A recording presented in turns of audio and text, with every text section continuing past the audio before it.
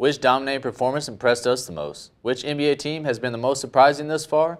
And will a known steroid user ever make it to the Hall? Find out next. MCTV Sports 101 starts now.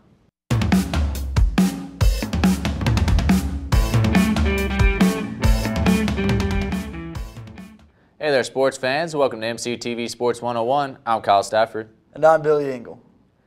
Last weekend, the Atlanta Falcons and New England Patriots both punched their tickets to Houston with dominating wins.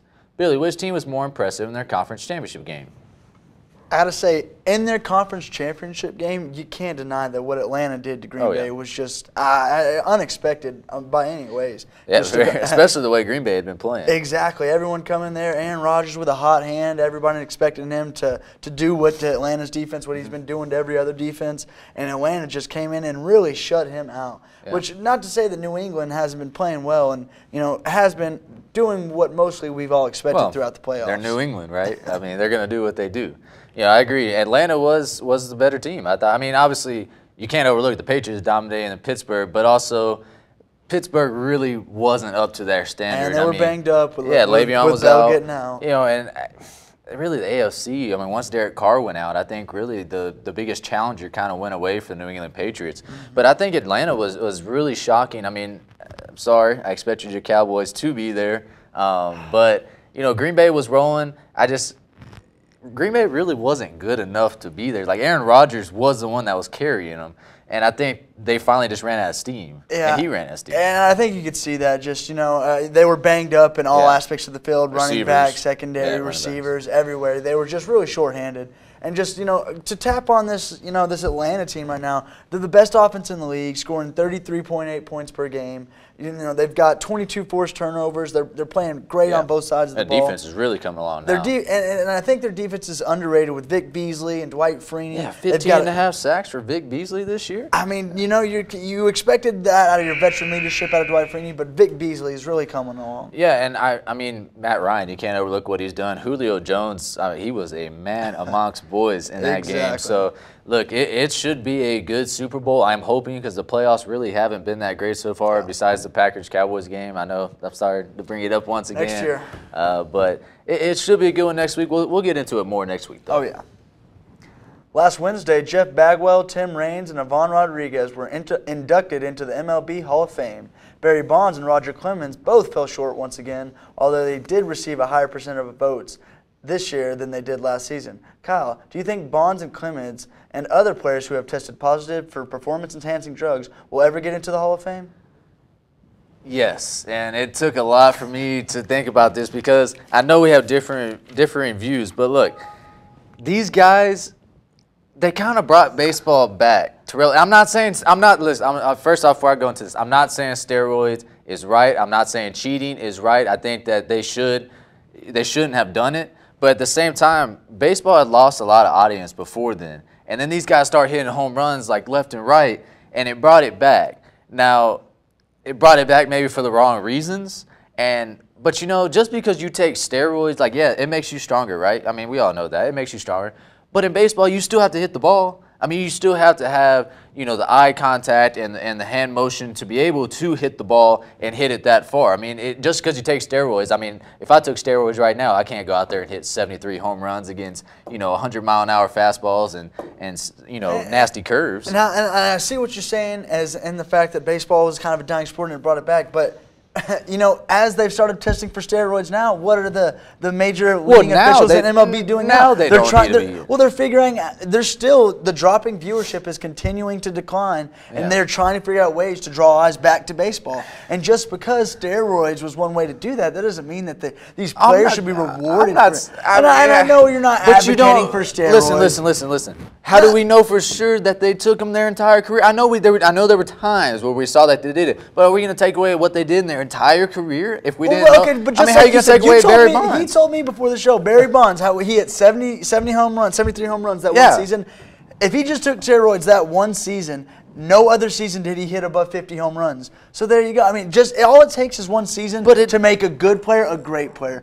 But Barry Bonds still was a great player even before the 70s. He was a great hitter. He could hit a fastball and he hit line drives and he would get gap shots. But he didn't become a home run, really heavy hitter until he got onto the juice. Dude, and if you want to say, bring back A-Rod the year after he got. Well, why can't we get somebody to put Vaseline on their cap for the pitchers? Are we going to start letting those kind of pitchers into the Hall of Fame? Look, I'm just saying. All I'm saying is just because they took him doesn't mean that made them great players. Yes, he hit 73 home runs, but he still had to go out there and hit the baseball. He still had to have the talent. It makes a good player great.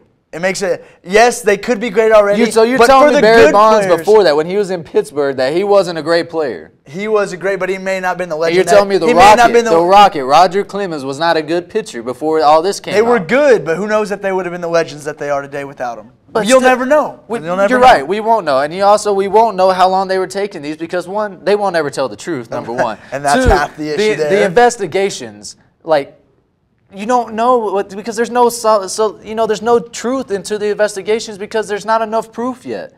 And I mean, look, like a guy like A-Rod, the rules were already kind of in place when A-Rod did it. So I have more problem with A-Rod. There wasn't stricter rules. Yes, they were banned, but nobody was being punished for that.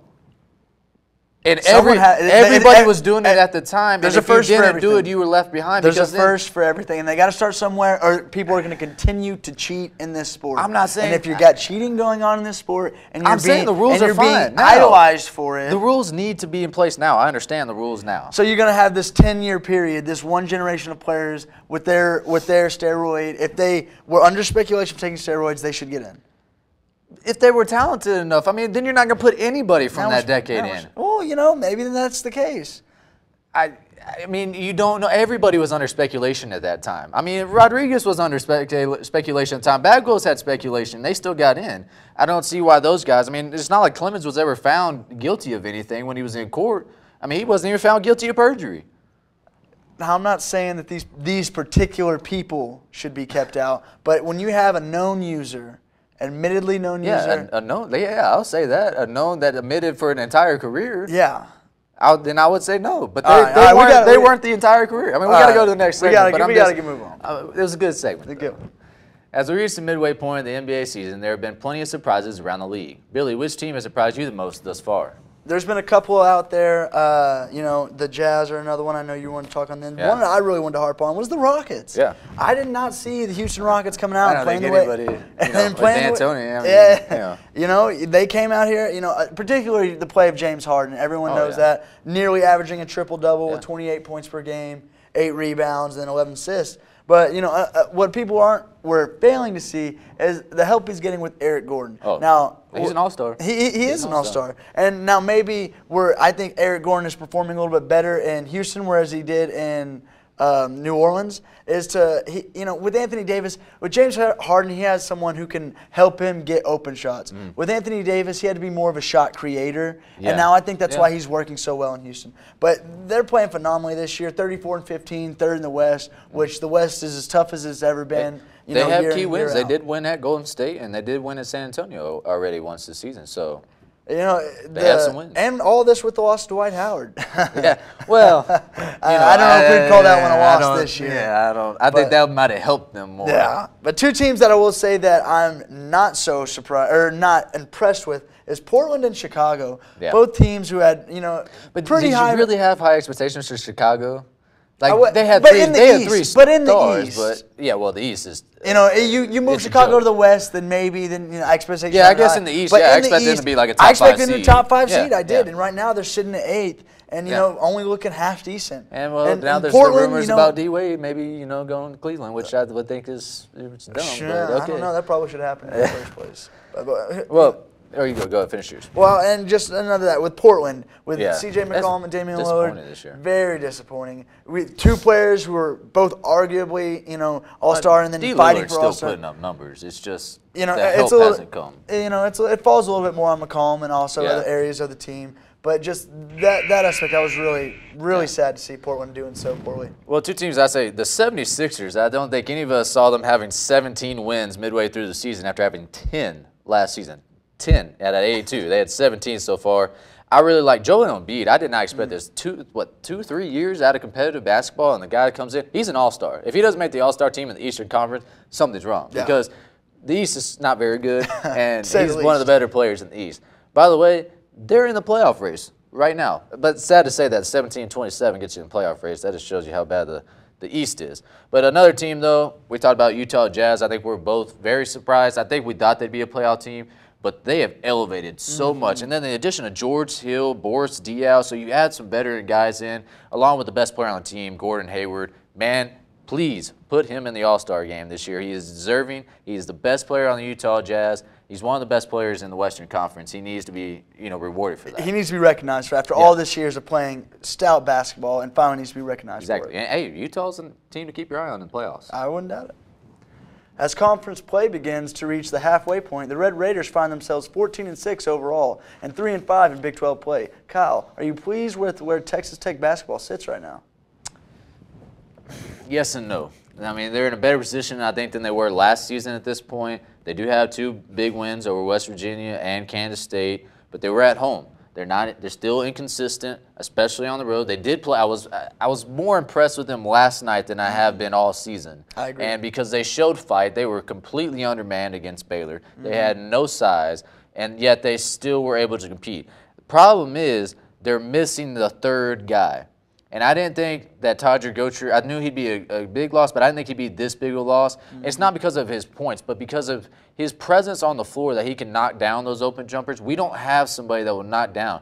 I mean, Justin Gray will not take a three-point shot. He struggled this season. But if Justin Gray would be more aggressive offense, I mean, look at the games that, like last night, we were on the verge of getting blown out, and he comes out and he starts scoring. So he needs to be more involved. He needs to become the third guy. I'm very impressed with Zach Smith this season. I like what I see from him. I think he's really elevated his game, but I just think there's just not that another guy for them right now. And I agree with what you're saying. I don't think there's another guy, but I also went into the season kind of knowing that, And so whenever I say I expected them to elevate. Okay. I wouldn't say I'm impressed with our season.